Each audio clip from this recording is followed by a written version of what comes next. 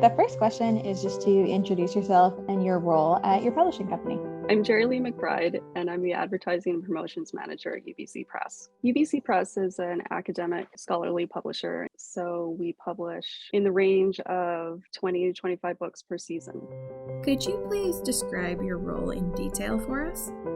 I do a little bit of everything in my role, from designing all of our promotional materials, from catalogs to print and digital advertising, and to our 50th anniversary merch. And I manage our advertising budget, and I get to design some book covers and interiors every now and then.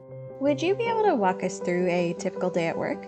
A typical day at work is just me staring at my computer screen, answering emails, and kind of jumping around from stuff like catalog production or design or ads that come up. The marketing team will have meetings, and at the beginning of every season we have specific meetings for the books that we want to spend a little bit more time on, our kind of more tradey books.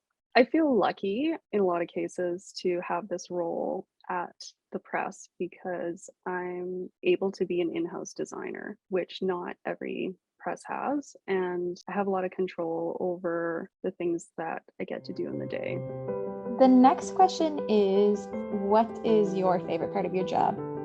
I have a lot of variety in my job, and I like doing a little bit of everything in the day, including admin work. So it's really nice to be able to do that. Having a lot of variety in my job, it's certainly not unique to publishing, but it's quite common in all the roles that I've ever had in any other publishing job in my career.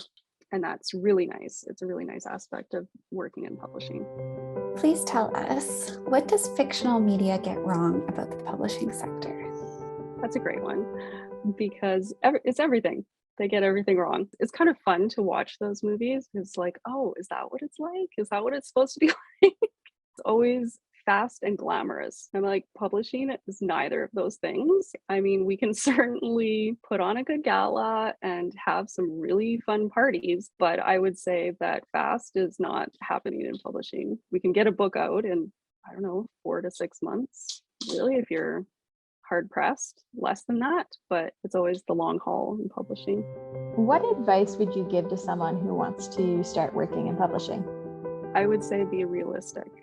I love this career path that I've chosen, and it was the right time, the right people is perfect for me. But I also was very realistic about salary ranges and the amount of work that would be asked of me. And it's not unusual that there's a high amount of burnout, but it's also really an interesting industry. It's always something new because we're constantly publishing new voices and different points of view, and that's the best part of it. Could you please tell us what got you interested in pursuing publishing as a career, and also your background that led to the position you have today? I had just finished an arts degree at Emily Carr, and I was continuing my education at SFU. While I was there, I discovered that there was a master's of publishing, and so I applied for that. And I was definitely like, these are my people. It just clicked, and it was just the right place to be. So I had publishing courses, but I also did design courses. And they had courses like design for publication. And so I took those and I started freelancing from that. My first publishing job was at the ABPBC, for the Association of Book Publishers of BC. That was my first job, and it was wonderful. I loved it so much. And Arsenal, Paul, Brian, and Robert, I was the production manager there, but also the in-house designer. They did take a chance on me as someone who didn't have a degree in design, but has some design experience. And as a small independent press, they were interested in experimentation. So that was also really a good experience, because I could kind of, I could stay in the safe lane, or I could just like kind of go out here on the outside and see what they thought. What are your hopes for the future of publishing? I would love for books not to be sold on commission. When we sell books through our distributors, we sell books on a commission basis, which means they go into the bookstore And if they don't sell, they come back to us. So we are paying for distribution there and returns back. And the margins just get smaller and smaller and smaller, depending on how many distributors, how many routes, and how few books or how many books you sell. My future of publishing is that you sell a book, it does not get returned if it's unsold. And then maybe, people would value buying books as a real thing, just like buying a new pair of jeans. You don't think twice about that.